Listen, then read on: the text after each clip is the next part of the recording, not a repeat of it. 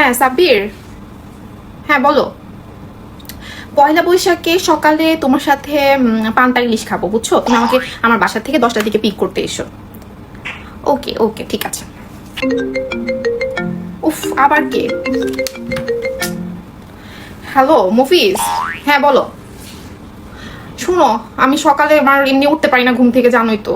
আমি একটার আগে উঠতেই পারবো না, বুঝছো? তারপর রেডি হবো, গোসল করবো, তারপরে বের হতে হতে মানে তোমার 2:30 বাজবে, ঠিক আছে? তুমি আমাকে 2:30টার দিকে আমার বাসার নিচে পিক করতে এসো, বুঝছো? তারপর আমরা দুপুরে একসাথে লাঞ্চ করবো নি। ওকে, ঠিক আছে ঠিক আছে, ওকে ওকে, বাই বাই বাই। আবার কে ফোন করলো? হ্যালো, হ্যাঁ সাকিব, হ্যাঁ বলো। পহেলা বৈশাখে ঘুরবো, পহেলা বৈশাখে আমি তোমাকে বিকালে টাইম দিতে পারবো, বুঝছো? দুপুর টাইমটা আসলে আমি আমার ফ্যামিলির সাথে কাটাতে চাই, আর সকাল তো জানোই আমি ঘুমের থেকে উঠতে পারি না। তো মা বাবার সাথে দুপুরে আমার লাঞ্চ করতেই হবে। তো তুমি আমাকে সন্ধ্যার দিকে পিক করতে নাও, আমরা রাতে ডিনার করবো নি, ঠিক আছে? ওকে বেবি, ওকে ওকে, আল্লাহ হাফেজ।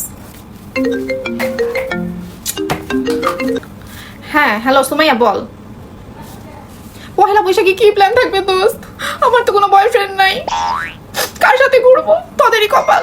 সারাদিন বাসায় বসে ঘুমাবো দোস্ত, কোথাও বেরোবো না। আপনারা কি ভেবেছেন আমি কেন এই কথা বললাম?